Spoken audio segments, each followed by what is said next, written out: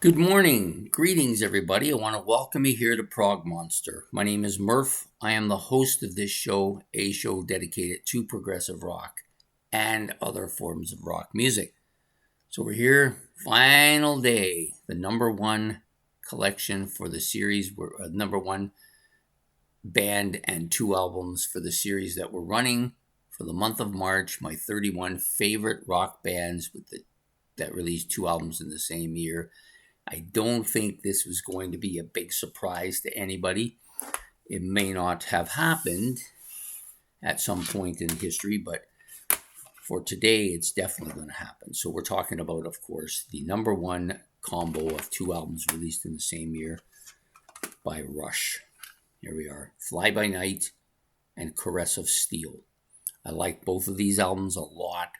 They're both masterpieces in my collection. I know that Caress of Steel takes quite a bit of a pounding from the average person who doesn't really like Geddy Lee's voice or doesn't think this is a very good album. They think it's a blown chance on a track to 2112. But to be honest with you, I prefer this over 2112 by a lot. Like, it's not really even close. I do like the title track on 2112 a lot, but I prefer the 5 tracks on here over that full album. Okay, so we're going to start with Fly By Night. So, and of course, both the last couple of albums the last couple of episodes we did with Yes and Genesis, both of those were really spectacular. At times, either one of those two sets of albums could have been number one, and this might have been number 3.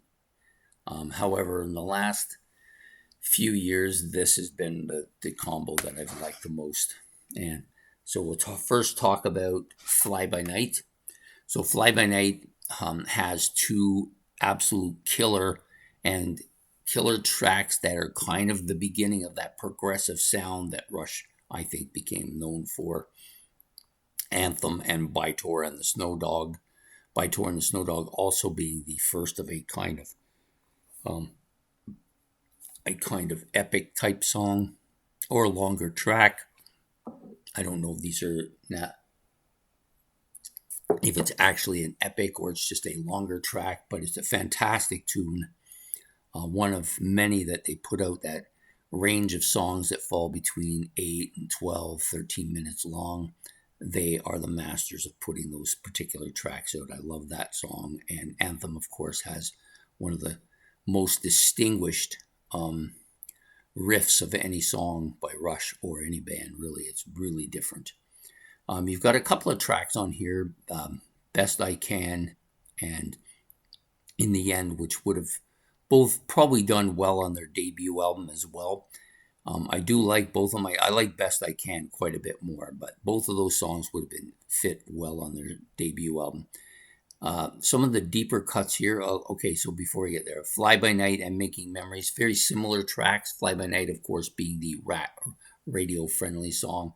Making Memories, to me, is very similar. They both are more of an acoustic sound, although Fly By Night, of course, isn't acoustic at all, but it's very kind of poppy, I guess it's the word to describe it, but I like both tracks a lot. You also have a couple of outliers here with Beneath, Between, Behind, which I think is a very underrated and great tune, and Rivendell, which a lot of people don't like. I like it. It's a little bit different. It kind of does something a little bit different. This album does quite a few different things. They're all over the place on this album, but it ties together nice. It also has the best cover of any Rush album, in my opinion, and it's long been one of my favorite albums by them. Caress of Steel is a totally different animal. Maybe a darker album, a more heavy album at the same time, a more acoustic album at the same time. There's a lot of acoustic stuff on here. It has they're doing their first epic side length song. Many people feel it's the weakest of the 3 epic long songs. And in fact, for me, I like it better than either of the other two, and that may come as a surprise. I do like both the other two, 2112 and the title track of Hemispheres. I like both of the epic sides, both of them. For some reason, this one appeals more to me, and I'm not sure why. I think it's because there's a little bit of that more almost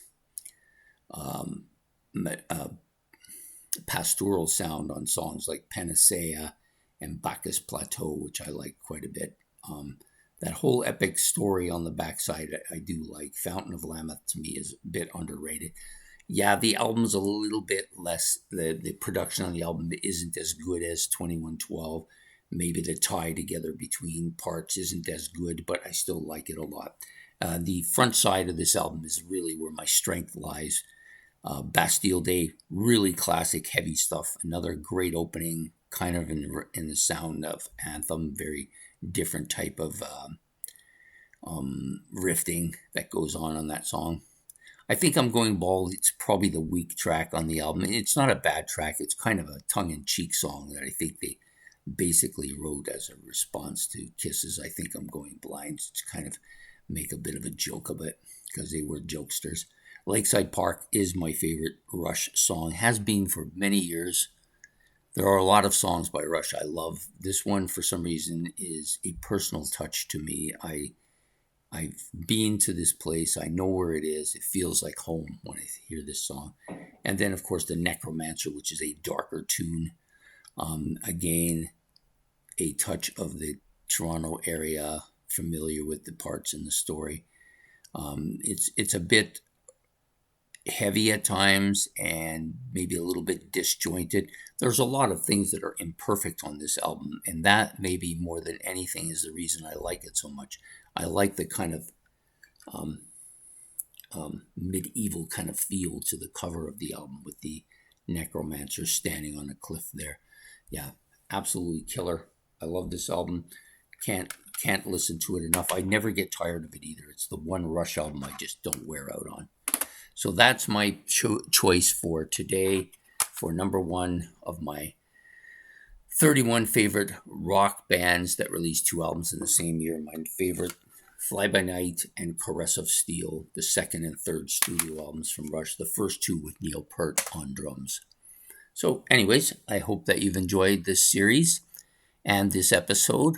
I hope you will enjoy the next series and episodes that will come out starting tomorrow. I'm looking forward to doing this, and I'm trying a blank on what it is I'm doing, even though I knew before I started the episode, and then it just completely went out of my noggin. So bear with me. I will find it here so that we can tell you what it's going to be. It's not far enough back in the list. Sorry. Here we are. So my favorite. Oh yeah. Of course, it's my birthday month, so it's my favorite hard rock bands who have a bit of a prog influence. I'm trying to think of bands that have some prog in it, but I don't really think of them as prog bands. Although I'm sure many of these people will label as prog bands, but for me, I think of them as hard rock bands or another type of band with a prog influence to them. So that's what we're doing for the series for next month. I have to pick out 30. Yeah, because only 30 days. 30 for that series. I'm hoping that people will enjoy it. I'm trying to do something a little different here, so I think it'll be fun to do. And it always comes across as being something enjoyable to me if it's fun to do. So I hope to see you all then. Please don't forget to hit the like and subscribe. If you want to make any comments about my final 2 choices here for the last episode, or about the band, or about what you would like to see, or if you want any questions about it, you can ask those. All of that's put that in the comment section, and we will be back to start the new episode tomorrow. So take care and goodbye.